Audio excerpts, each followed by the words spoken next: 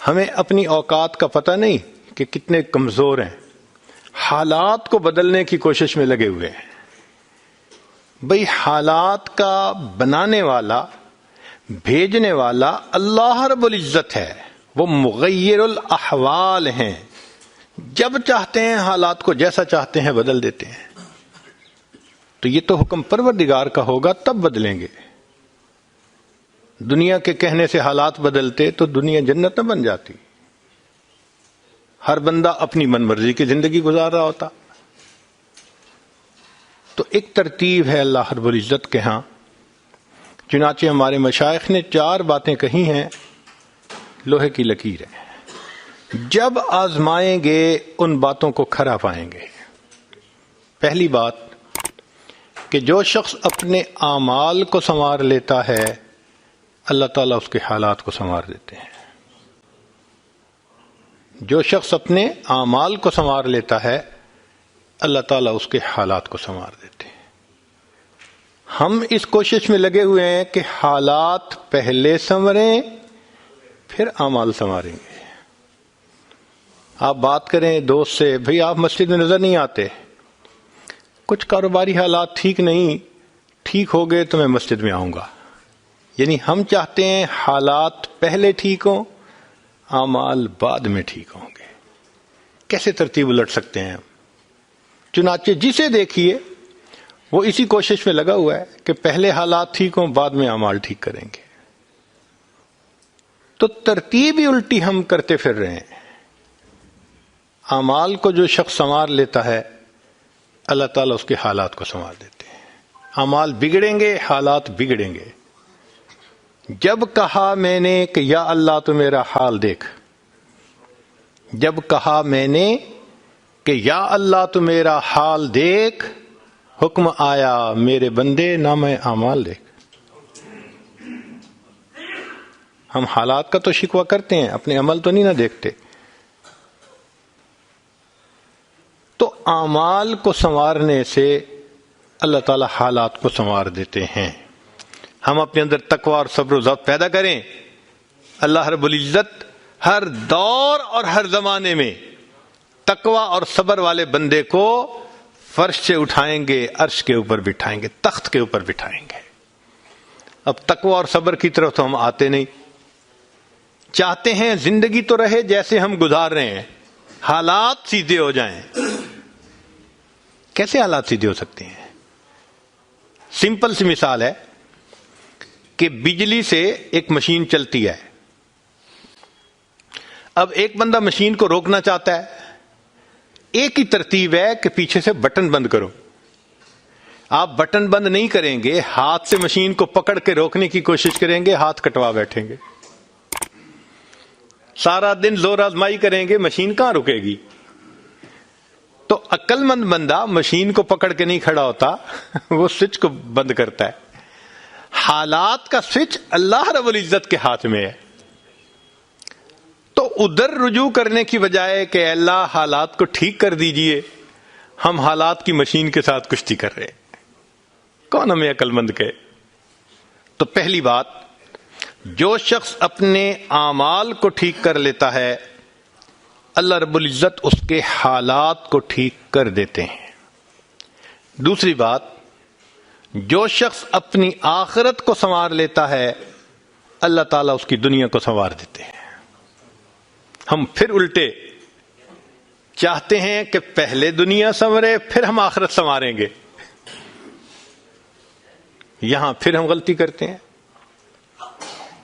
دن رات دنیا سنوارنے میں لگے ہوئے ہیں، پزل بنی ہوئی ہے، ایک حصہ جوڑتے ہیں تو دوسرا ٹوٹتا ہے، وہ توڑتے ہیں تو پہلا ٹوٹتا ہے، ہر بندہ لگا ہوا ہے اسی کوشش میں۔ تو اللہ رب العزت کے ہاں ترتیب یہ ہے۔ اس کی مثال اگر دیکھنی ہو، صحابہ رضی اللہ عنہ کی مبارک زندگیوں کو دیکھیے، انہوں نے اپنی آخرت کو سنوارا، اللہ نے اس کے نتیجے میں ان کی دنیا کو سنوار دیا۔ بات کیا تھی کہ نہ کیسر و کسرا سے دبے، چند وہ لوگ کے اونٹوں کے چرانے والے، اور جن کو کافور پہ ہوتا تھا نمک کا دھوکا، بن گئے دنیا کی تقدیر بدلنے والے۔ انہوں نے اپنی آخرت کو سنوارا، اللہ نے دنیا سنواری۔ کیسے؟ اطمینان، اتنا اطمینان کہ یمن سے جوان عورت چلتی ہے اور مدینہ طیبہ پہنچتی ہے اور پورے راستے میں کوئی اس کی طرف آنکھ اٹھا کر دیکھنے والا نہیں ہوتا۔ اللہ نے مال و دولت کے اتنے ڈھیر عطا کیے تھے۔ انس اللہ عنہ کہتے ہیں کہ میں لکڑی کاٹنے والے کلہاڑے سے سونے کی اینٹوں کو توڑا کرتا تھا۔ اب لکڑی کے کلہاڑے سے جو سونا ٹوٹے گا وہ تولوں میں اور گراموں میں تو نہیں نہ ہو سکتا۔ اللہ نے اتنی دولت ان کے قدموں میں ڈال دی تھی۔ بچہ پیدا ہوتا تھا، اس کا روزینہ متعین تھا۔ سیدنا عمر رضی اللہ عنہ نے ایک رات دیکھا، ایک عورت چھوٹے سے بچے کو روٹی کا ٹکڑا کھلانے کی کوشش کر رہی ہے، بچہ رو رہا ہے۔ پوچھا کیوں کر رہی ہو؟ کہنے لگی کہ امیر المومنین نے قانون بنایا ہوا ہے کہ جب بچہ دودھ چھوڑے گا پھر ہم بیت المال سے روزینہ متعین کریں گے، تو میں کوشش کر رہی ہوں۔ عمر رضی اللہ عنہ آئے، بہت روئے۔ صحابہ کہتے ہیں کہ اس دن فجر کی نماز پڑھائی، قرات کے اندر اتنا گریا اور بکا تھا کہ ہمیں سمجھنا مشکل ہو رہا تھا، اتنا رو رہے تھے۔ ہم حیران تھے آج امیر المومنین کو کیا ہوا۔ نماز پڑھانے کے بعد ممبر پر بیٹھے، عمر کے اوپر اللہ رحم کرے، اس نے کتنے بچوں کی جان لی ہوگی۔ مقصد یہ تھا کہ میں نے جو یہ قانون بنایا تو کتنی ماؤں نے معصوم بچوں کے دودھ چھڑوائے ہوں گے اور وہ دودھ سے محروم ہوں گے میری وجہ سے۔ پھر اعلان فرمایا کوئی ماں بچے کو دودھ جلدی مت چھڑوائے، جس دن بچہ پیدا ہوگا اسی دن بیت المال سے وظیفہ متعین کر دیا جائے گا۔ آج سے 1400 سال پہلے ہے۔ تو انہوں نے اپنی آخرت کو سنوارا، رب کریم نے اس کے بدلے ان کی دنیا کو سنوار دیا۔ قرآن مجید میں اللہ تعالیٰ فرماتے ہیں وَلَوْ أَنَّ أَهْلَ الْقُرَىٰ آمَنُوا وَاتَّقَوْا، اگر یہ بستی دیسوں والے ایمان لاتے، تقوی کو اختیار کرتے، لَفَتَحْنَا عَلَيْهِمْ بَرَكَاتٍ مِّنَ السَّمَاءِ، ہم ان کے لیے آسمان سے برکتوں کے دروازے کھول دیتے۔ تو ترتیب یہی ہے کہ جو آخرت کو سنوارتا ہے، اس کوشش میں لگتا ہے، دنیا اس کا سایہ ہے۔ اللہ دنیا کو خود بخود سنوار دیتے ہیں، الگ سے محنت نہیں کرنی پڑتی۔ مثال کے طور پہ جو بندہ سچ بولتا ہے تجارت میں، اللہ تعالیٰ اس کی تجارت کو خود سنوار دیتے ہیں۔ قسم اٹھا کے یہ بات کہی جا سکتی ہے کہ سچ بولنے والا تاجر کبھی مفلس نہیں ہو سکتا۔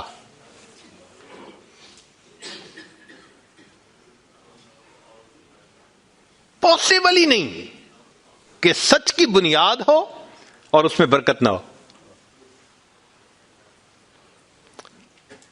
تو دو باتیں، جو شخص اپنے اعمال کو سنوارتا ہے اللہ تعالی حالات کو سنوار دیتے ہیں، جو اپنی آخرت کو سنوار لیتا ہے اللہ تعالیٰ اس کی دنیا کو سنوار دیتے ہیں۔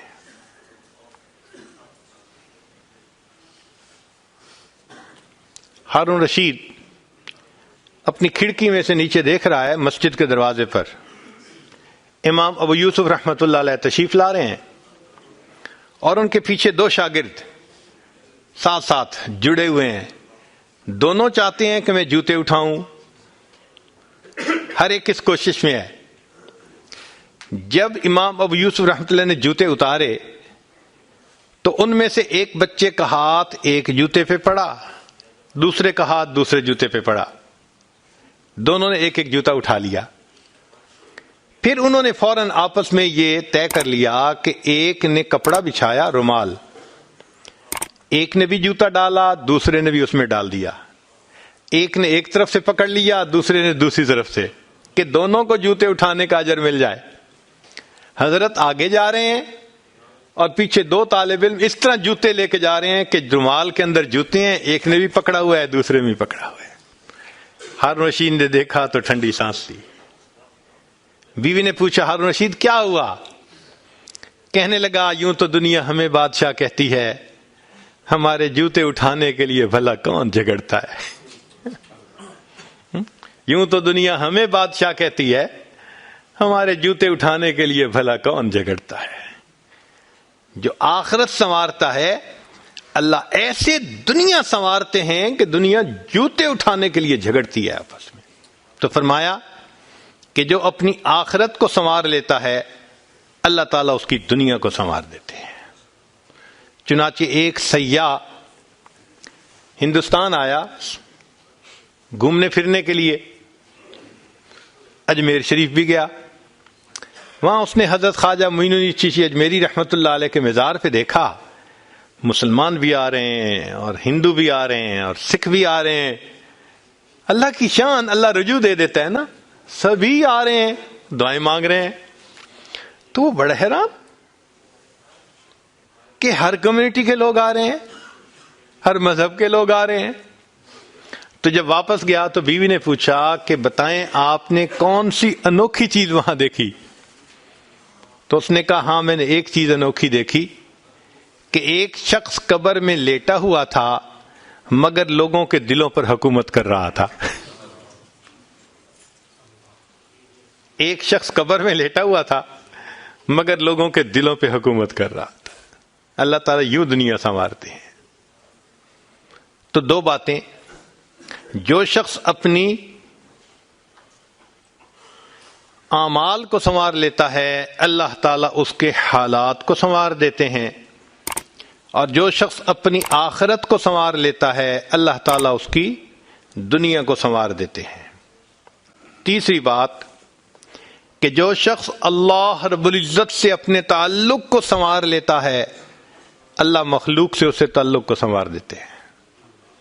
آج ہم چاہتے ہیں چچا راضی ہو جائے، پھپھو راضی ہو جائے، بہن راضی ہو جائے، اور عجیب بات ہے یہ رشتہ داریوں کے معاملے ہیں ہی ایسے، کھاؤں کدھر کی چوٹ بچاؤں کدھر کی چوٹ، سمجھ ہی نہیں لگتی کہ سب کو کیسے راضی کیا جائے۔ انسان حیران ہوتا ہے، اور جی ہم تو سب کے ساتھ اچھا کرتے ہیں مگر پتہ نہیں رشتہ دار ہم سے راضی نہیں ہوتے۔ اس کے پیچھے بھی راز ہے، کیوں کہ ہم نے اللہ سے اپنے تعلق کو تو سنوارا نہیں ہوتا، مخلوق سے تعلق کیسے سنورے گا؟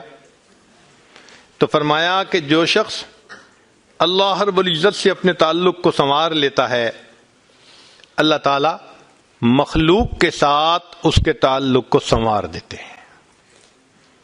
اگر اس کی مثال دیکھنی ہے تو نبی علیہ الصلوۃ والسلام کی مبارک زندگی کو دیکھیے۔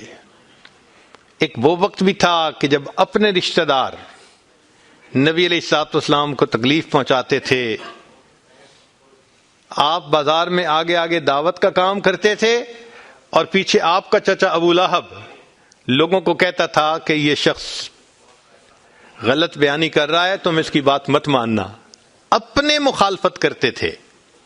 ایک وہ وقت بھی تھا، پھر ایک وہ وقت آیا کہ جب اپنوں نے مکہ مکرمہ میں جینا تنگ کر دیا، اور نبی علیہ الصلوۃ والسلام نے بیت اللہ کو دیکھ کر کہا بیت اللہ میں تجھے کبھی نہ چھوڑتا مگر مکہ کے رہنے والے مجھے یہاں بسنے نہیں دیتے۔ مبارک آنکھوں میں آنسو تھے اور اللہ کے حبیب جدا ہو رہے تھے۔ پھر کیا ہوا؟ 10 سال کے ہی عرصے میں حالات نے وہ پلٹا کھایا کہ جب آپ آ کر فاتح مکہ بن کر بیٹھے تو وہی قریش تھے جو قدموں میں آ کر پڑ گئے اور انہوں نے آپ کی غلامی اختیار کر لی۔ ہندا نے کہا جتنے خیمے دنیا میں تھے سب سے زیادہ آپ کے خیمے سے مجھے نفرت ہوا کرتی تھی، آج جتنے خیمے ہیں سب سے زیادہ محبت مجھے آپ کے خیمے سے ہے۔ اللہ اکبر کبیرہ۔ تو جو شخص اللہ سے اپنے تعلق کو سنوار لیتا ہے اللہ مخلوق سے اس کے تعلق کو سنوار دیتے ہیں۔ فضیل بن عیاض رحمۃ اللہ علیہ فرماتے ہیں مجھ سے جب بھی اللہ تعالیٰ کی نافرمانی ہوئی، مجھ سے جب بھی اللہ تعالیٰ کی نافرمانی ہوئی میں نے اس نافرمانی کا اثر اپنے ماتحتوں کے اندر دیکھا۔ یہ ریفلیکشن ہوتی ہے، ہم اللہ کی نافرمانی کرتے ہیں، اللہ مزہ چکھا دیتے ہیں کہ اپنے جو ماتحت ہوتے ہیں ان کو نافرمان بنا دیتے ہیں. اچھا بھائی تم ذرا اس کو ایکسپیرینس کرو ذرا. وہ جی کیا کریں، بیوی سنتی ہی نہیں ہے، حضرت بس اولاد افلاطون بن گئی ہے، حضرت بچے نے ذلیل کر دیا ہے. کیوں شکوے ہوتے ہیں ہمیں کہ ہمارے ماتحت ہماری نہیں مانتے، جبکہ ہم اپنے آقا کی نہیں مان رہے ہوتے.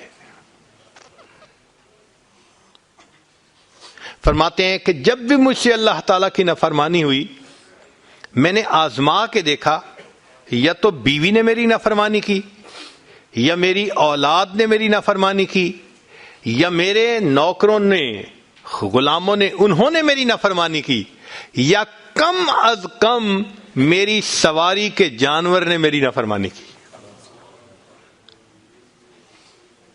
یہ ہے عدل کا بدلہ. اپنے آقا کی نافرمانی کریں گے، اللہ تعالیٰ ماتحتوں کو نافرمان بنا کر دکھائیں گے. اس لیے اولاد کے شکوے کرنے کی ضرورت نہیں ہے، بیوی کے شکوے کرنے کی ضرورت نہیں ہے. سمپل سی بات ہے، اللہ رب العزت سے اپنے تعلق کو سنوار لیجئے، اللہ تعالیٰ مخلوق سے ہمارے تعلق کو سنوار دیں، سب کے دلوں میں محبت ڈال دیں گے. سیدنا امیر معاویہ رضی اللہ عنہ نے خط لکھا ام المومنین سیدہ عائشہ صدیقہ رضی اللہ تعالی عنہا کو کہ ام المومنین آپ امت کی ماں ہیں، آپ مجھے کوئی نصیحت فرمائیے. اور واقعی ام المومنین نے نصیحت کرنے کا حق ادا کر دیا. وہ نصیحت پڑھ کے پتہ چلتا ہے کہ انہوں نے نبی علیہ الصلوۃ والسلام کی صحبت یافتہ ہونے کا ثبوت پیش کر دیا. ام المومنین نے مختصر جواب لکھا، فرمایا دیکھیں اگر آپ مخلوق کو خوش کریں گے، اللہ کو ناراض کریں گے، اللہ ساری مخلوق کے دل میں تمہاری نفرت ڈال دیں گے. یہ اندر سے تم سے نفرت کرتے پھریں گے. اور اگر تم اللہ کو راضی کرو گے، گو کہ مخلوق ناراض ہو رہی ہے، اللہ تعالیٰ اسی مخلوق کے دل میں تمہاری محبت ڈال دیں گے، یہ سب تمہارے دوست بن جائیں گے. تو اصل تو اللہ کو راضی کرنا ہے. تو فرمایا کہ تم اللہ سے اپنے تعلق کو سنوار لو، اللہ تعالیٰ مخلوق سے تمہارے تعلق کو سنوار دیں گے. تو اولاد کو نیک بنانے کا سب سے آسان طریقہ خود نیک بن جائیے. جو خود نیک بنتا ہے اور اللہ کے حکم کو توڑنے سے باز آ جاتا ہے، اللہ تعالیٰ اولاد کو مطیع اور فرمانبردار بنا دیتے ہیں.